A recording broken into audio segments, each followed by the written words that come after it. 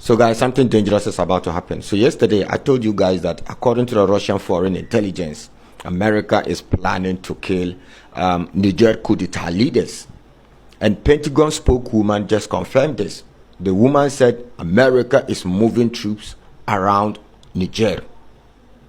And the coup d'etat leaders in Niger should take action now.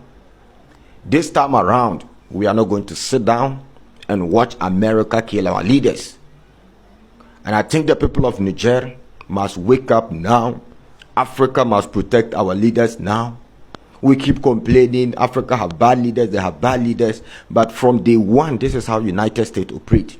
Whenever Africans get good leaders, they come in and eliminate them. They get rid of them. They kill African good leaders. Then they install useless and puppets.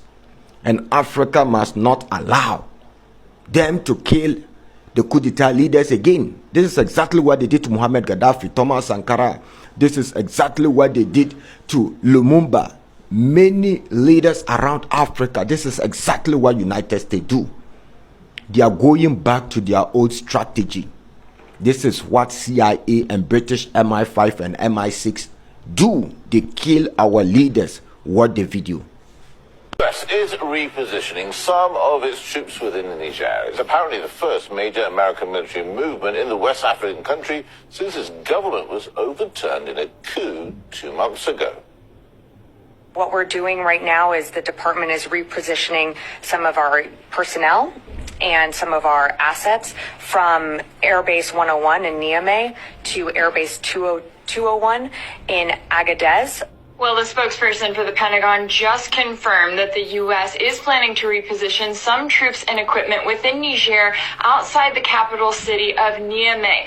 Now, as for the number of the troops that will be repositioned, we are still waiting to see if we will find that out, if that's something that the U.S. will release. Now, this comes after an anonymous report came out earlier stating that this was likely to be the case.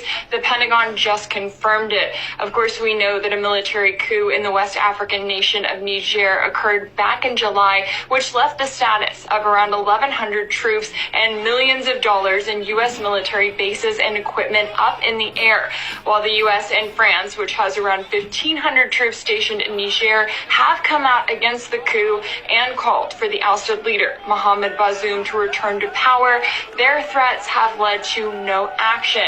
In fact, the military officials who took power in Niger have called for the French ambassador to leave the country, doubling down on their end. So this is the first time that we are seeing action coming from the United States. Russia's foreign intelligence services said that the U.S. was working on various strategies for, quote, strengthening democracy in Niger. What was that all about? That's right. The Russian Foreign Intelligence Service is warning that the U.S. government is considering whether to assassinate the leaders of the new military administration in Niger. Their report noted that while the White House is not satisfied with events in the former French colony, it does not want to rely on military intervention by Niger's regional neighbors, and it considered that a wet work solution by proxy would be preferable to military action by ECOWAS. Let's take a listen to more from that report. U.S. intelligence agencies are returning to the practice of eliminating inconvenient African leaders. The White House is working on various options for strengthening democracy in Niger. Americans see a more effective option as the physical elimination of putschist leaders who have the support of the majority of the population.